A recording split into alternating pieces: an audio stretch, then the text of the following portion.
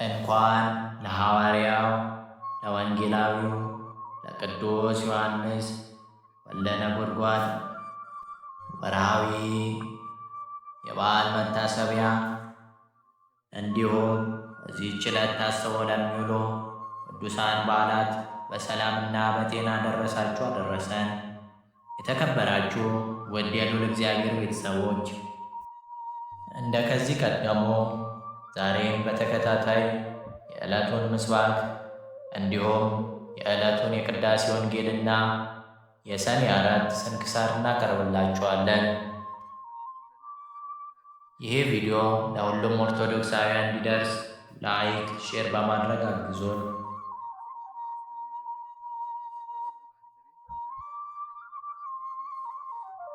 መዝሙረ ዳዊት መዝሙር 7 ቀስቱን ገተረ አዘጋጀም፣ የሞት መሳሪያንም አዘጋጀበት፣ ፍላጻዎችንም የሚቃጠሉ አደረገ።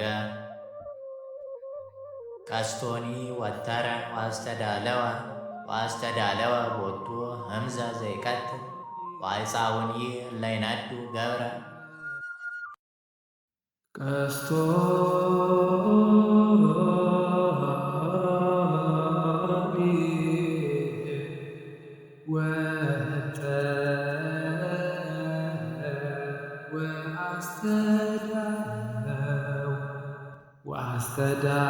ወአስተዳለወ ቦቱ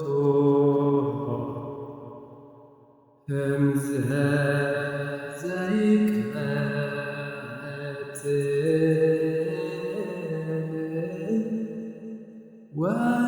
ወይፃውኒ እለይነዱ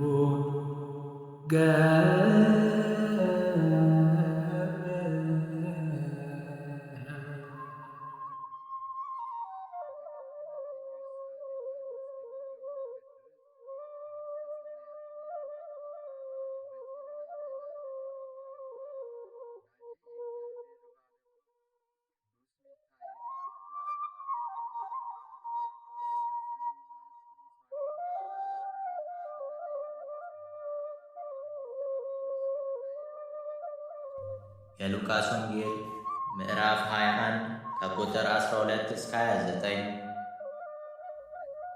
ከዚህም ሁሉ በፊት እጃቸውን በላያችሁ ይጭናሉ፣ ያሳድዷችኋልም።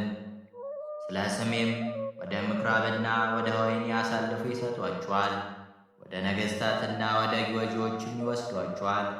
ይህም ለምስክርነት ይሆንላችኋል። ስለዚህ እንዴት እንድትመልሱ አስቀድማችሁ እንዳታስቡ በልባችሁ አኑሩት። ወደረኞቻችሁ ሁሉ ሊቃወሙና ሊከራከሩ የማይችሉትን አፍና ጥበብ እሰጣችኋለሁና፣ ወላጆችም እንኳ ወንድሞችም፣ ዘመዶችም፣ ወዳጆችም አሳልፈው ይሰጧችኋል። ከእናንተም አንዳንዱን ይገድላሉ። በሁሉም ስለ ስሜ የተጠላችሁ ትሆናላችሁ። ከራሳችሁም አንዲት ጠጉር እንኳ አትጠፋም። በመታገሳችሁም ነፍሳችሁን ታገኛላችሁ። ኢየሩሳሌም ግን በጭፍራ ተከባ ስታዩ በዚያን ጊዜ ጥፋቷ እንደቀረበ እወቁ። የዚያን ጊዜ በይሁዳ ያሉ ወደ ተራሮች ይሽሹ፣ በመካከሏም ያሉ ከእርሷ ፈቀቅ ይበሉ። በገጠር ያሉ ወደ እርሷ አይግቡ፣ የተጻፈ ሁሉ እንዲፈጸም ይህ የበቀል ጊዜ ነውና። በዚያን ወራት ለእርጉዞችና ለሚያጠቡ ወዮላቸው። ታላቅ ችግር በምድር ላይ በዚህ ሕዝብ ላይ ቁጣ ይሆናልና፣ በሰይፍ ስለትም ይወድቃሉ፣ ወደ አሕዛብ ሁሉ ይማረካሉ። የአሕዛብም ዘመን እስኪፈጸም ድረስ ኢየሩሳሌም በአሕዛብ የተረገጠች ትሆናለች። በፀሐይና በጨረቃም በከዋክብትም ምልክት ይሆናል። በምድር ላይም አሕዛብ ከባሕሩና ከሞገዱም ድምፅ የተነሣ እያመነቱ ይጨነቃሉ። ሰዎችም ከፍርሃትና በዓለም የሚመጣበትን ከመጠበቅ የተነሣ ይደክማሉ። የሰማያት ኃይላትም ይናወጣሉና፣ በዚያን ጊዜም የሰው ልጅ በኃይሉና በብዙ ክብር በደመና ሲመጣ ያዩታል። ይህም ሊሆን ሲጀምር ቤዛችሁ ቀርቧልና አሻቅባችሁ ራሳችሁን አንሱ።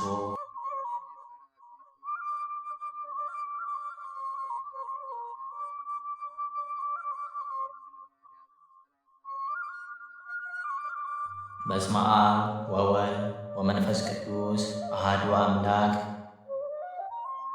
አንድ አምላክ በሆነ በአብ በወልድ በመንፈስ ቅዱስ ስም ሰኔ 4 በዚህች ቀን በልኪም ከሚባል አገር ሳኑሲ በሰማዕትነት ሞተ።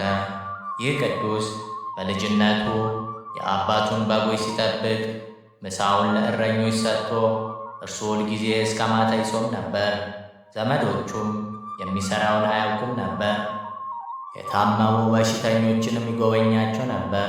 በአንዲት ሌሊትም የእግዚአብሔር መልአክ ተገልጦ ሳኑሲ ሆይ የክብር አክሊልን ትቀበል ዘንድ ተነስተ ወደ መኮንኑ ሂድ፣ ክብር ይግባውና በፈጣሪ ክርስቶስ በመኮንኑ ፊት ታመን አለው። በነቃም ጊዜ የእግዚአብሔር መልአክ እንደተገለጸለትና እንዳዘዘው ለእናቱ ነገራት። እርሷም አዘነች፣ አለቀሰችም። ነገር ግን ትከለክለው ዘንድ አልተቻላትም።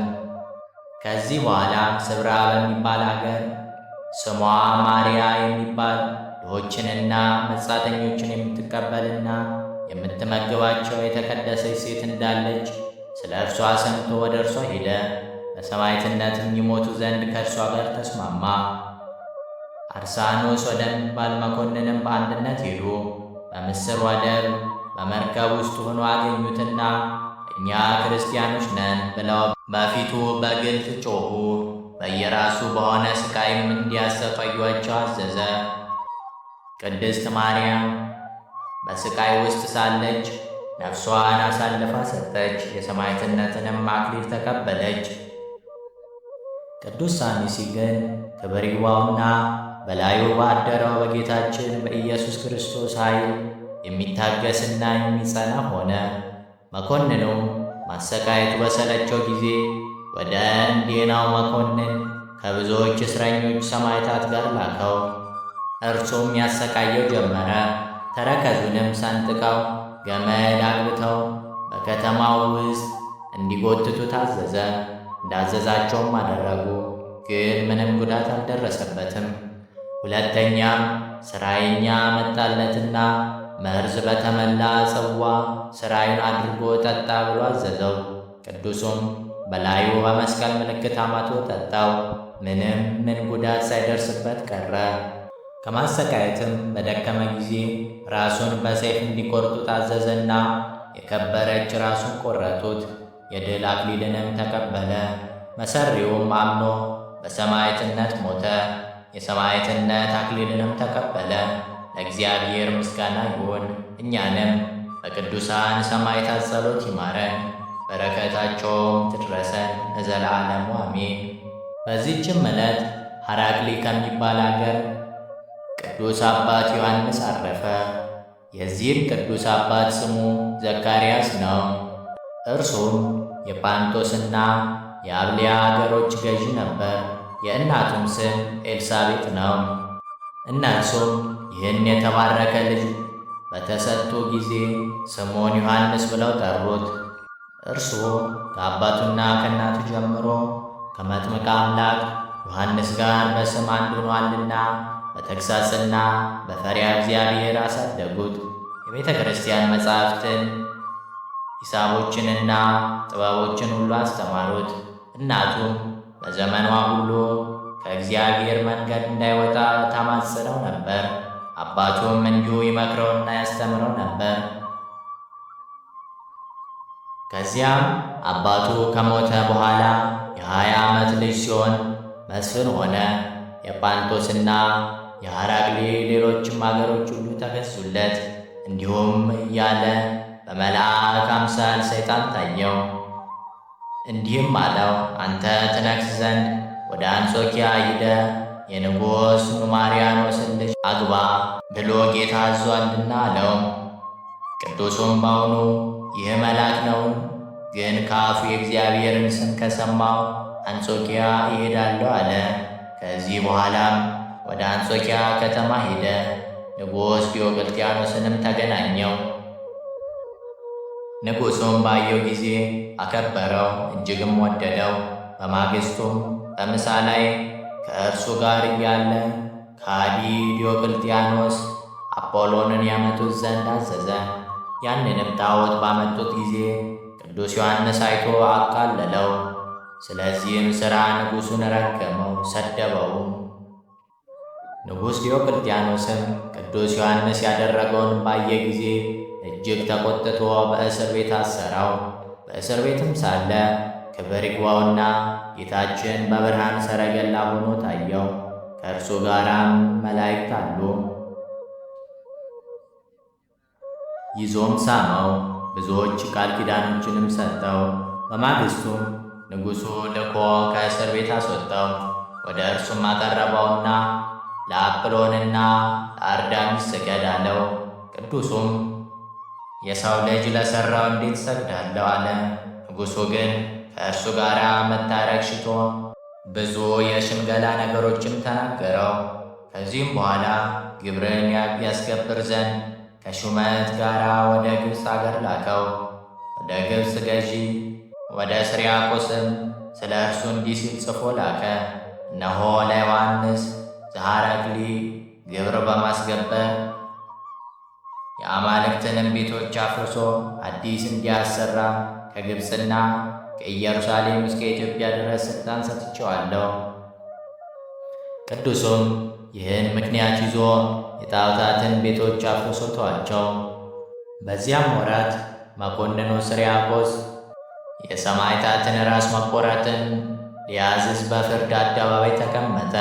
በዚያን ጊዜ ከስዒድ፣ ዲዮስቆሮስ፣ ቢፋሞን፣ አይራጋኖስ፣ ኪሮስ፣ ዮልዮስ፣ ለእስክንድሮስ፣ ዮሴፍ፣ ይስሐቅና እስጢፋኖስ የሚሏቸው ሰዎች መጥተው እሊህ ሁሉም እኛ ክርስቲያኖች ነን እያሉ በግልጥ ጮኹ። ያን ጊዜ መኮንኑ ይዞ ያለ ርኅራኄ ያሰቃያቸው ጀመረ። ቅዱስ ዮሐንስም ይህን ባየ ጊዜ የሹመቱን ሥራ ትቶ እኔ ክርስቲያን ነኝ ብሎ በግልጥ ጮኸ።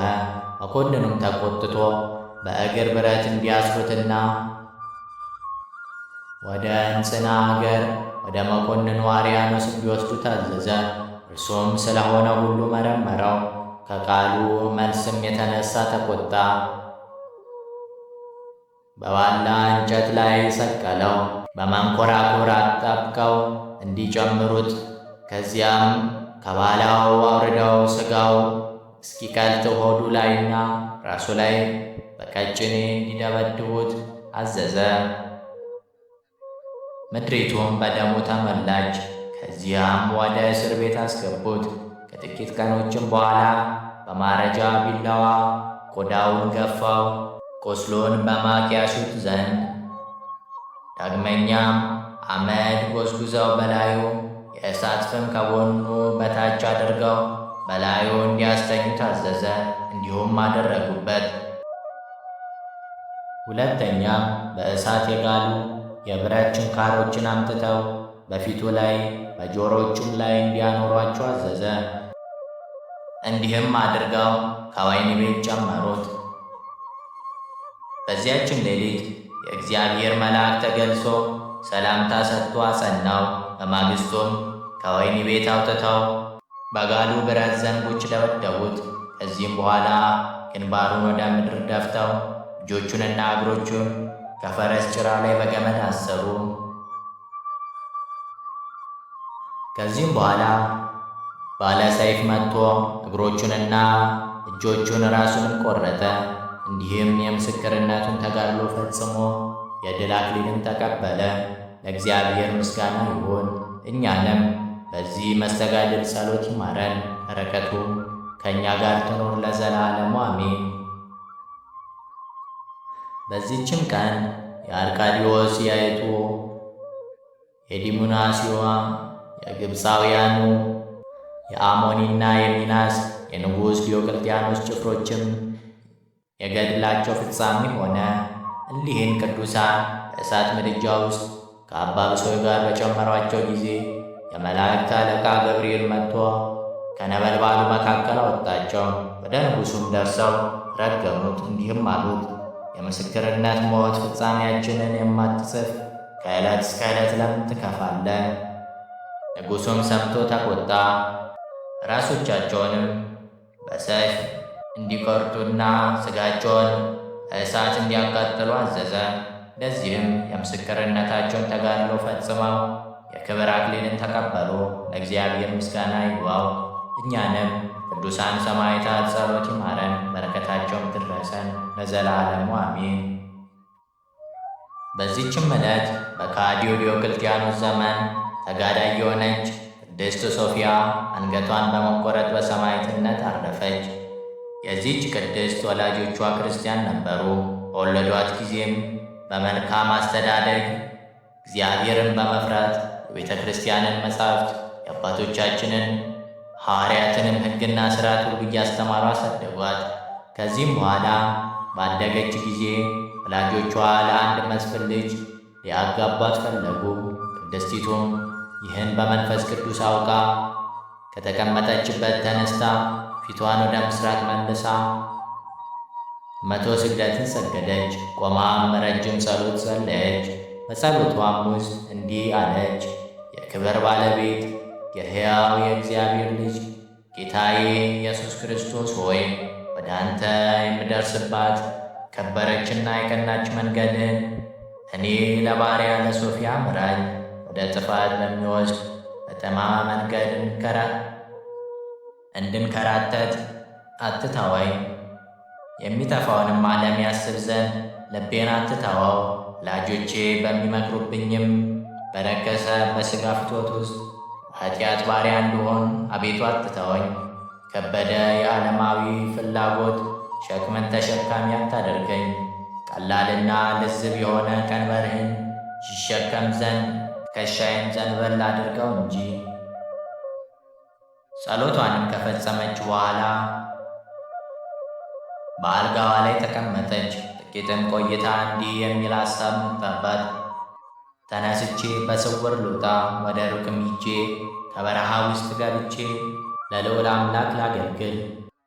ከዚህም በኋላ ወላጆቿ የሰጧትን የምታገለግላትን ብላቴኗን ጠራች። ወይን አምጥታ እንድታጠጣትም አዘዘቻት። ባመጣችላትም ጊዜ እርሷ ጥቂት ቀምሳ የመጣችው ወይን እስኪያልቅ ትጠጣ ዘንድ ብላቴኗን አዘዘቻት። ከስካርም የተነሳ ልቧ በተሰለበ ጊዜ ልብስሽን አምጪ፣ የእኔንም ልብስ ውሰጂ አለቻትና ሰጠቻት። የወይኑ ስካር አእምሮዋን ነስቷታልና ተኛ አለቻት። በላይዋም እንቅልፍ በከበደባት ጊዜ ማንም ሳያያት ቅድስት ሶፊያ በስውር ወጣች። ከወላጆቿ ማደሪያ የራቀ ነበርና ርቃ በሄደችም ጊዜ በተራራና በዋሻዎች ውስጥ ሊሰወሩ ፈልገው በሃይማኖት ምክንያት ከከሃዲው ዲዮቅልጥያኖስ ፊት የሚሸሹ ሰዎችን አገኘች። እናንተ ከወዴት ናችሁ ብላ ጠየቀቻቸው። የእያንዳንዳቸውን አገራቸውን ነገሯት። ደግማ ወዴት ትሄዳላችሁ አለቻቸው። እነርሱም ስለ ሃይማኖት ከዲዮቅልጥያኖስ የሆነውን ሁሉ ነገሯት። ይህቺ መንገድ ወደ ዲዮቅልጥያኖስ ታደርሳለችን አለቻቸው። አዎን ታደርሳለች አሏት። ከዚያም ጥቂት ተጉዛ ቆማ ረጅም ጸሎት ጸለየች። ወደ ዲዮቅልጥያኖስም ደርሳ ክብር ይግባውና ክርስቶስን የምታመልክ ክርስቲያን እንደሆነች በፊቱ ታመነች። ዲዮቅልጥያኖስም የክብር ባለቤት የሆነ የክርስቶስን ስም በሰማ ጊዜ ቁጣን ተመላ። ወደ እርሱም እንዲያቀርቧት አዘዘ። በቀረበችም ጊዜ ለአጶሎን ስገጂ አላት።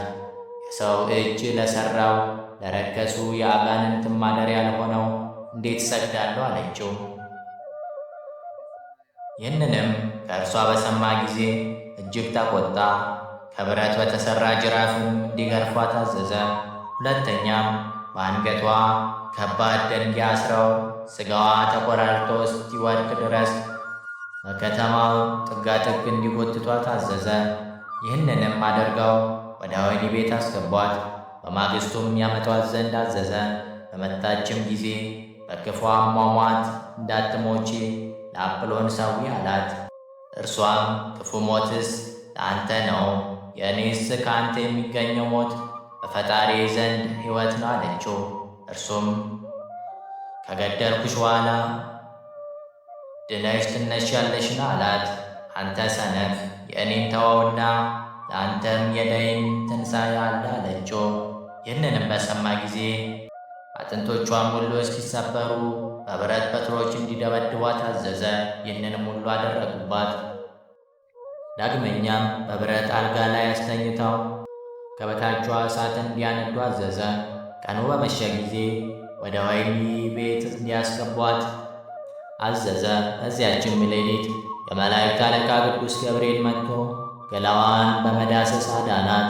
በማግስቱም ያመጧት ዘንድ አዘዘ። እርሷም ምንም ሕማም እንዳላገኛት ሆና በእግሯ መጣች። ከመታጠቢያ ቤት ታጥባና ተቀብታ የወጣች ትመስል ነበር።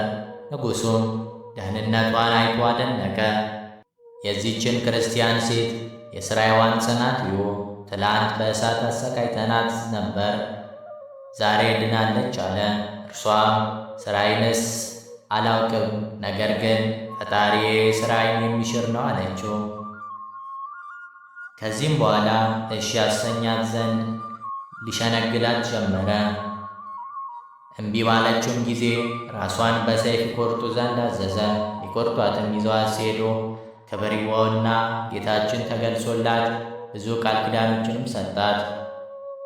በማይታበይ ቃሉ መታሰቢያሽን የሚያደርገውን ሁሉ በስምሽም የሚመጸውተውን የገድልሽንም መጽሐፍ የሚጽፈውን ሁሉ እቀበለዋለሁ፣ መንግሥተ ሰማያትንም አወርሰዋለሁ አለ። ከዚህም በኋላ አንገቷን በሰይፍ ቆረጡ። በጌታችንም ዘንድ የድል አክሊልን ተቀበለች። ለእግዚአብሔር ምስጋና ይሁን፣ እኛንም በጸሎቷ ይማረን፣ በረከቷም ከእኛ ጋር ይኖር ለዘላለሙ አሜን። በዚህችም ዕለት የአባ አሞንና የሚናስ መታሰቢያቸው ሆነ። በረከታቸውም ከእኛ ጋር ትኖር ለዘላለሙ አሜን። ጌታ ሆይ ከብልጽግናቸው ብዛት የተነሳ ብዙ መባ ካገቡት ይልቅ የድሃይቱን አነስተኛ መባ እንደተቀበልክ ለሁል ጊዜ የሚያገለግሉ አእላፍ መላእክትን እያሳሰብክ በችግሬ ጊዜ የማቀርብልህን ምስጋና ተቀበል። እናንተም ቅዱሳን ነቢያት፣ የወንጌል ሰባኪያን ሐዋርያት፣ ሰማዕታትና ጻድቃን፣ ትጉሃን መላእክት፣ ፍጹማን ደናግል እንዲሁም ደጋጎች መነኮሳት ሆይ ልጅ አዋቂ ሳይለይ የምንሰባሰብበትን የጉባኤ ቦታ ባርኩ።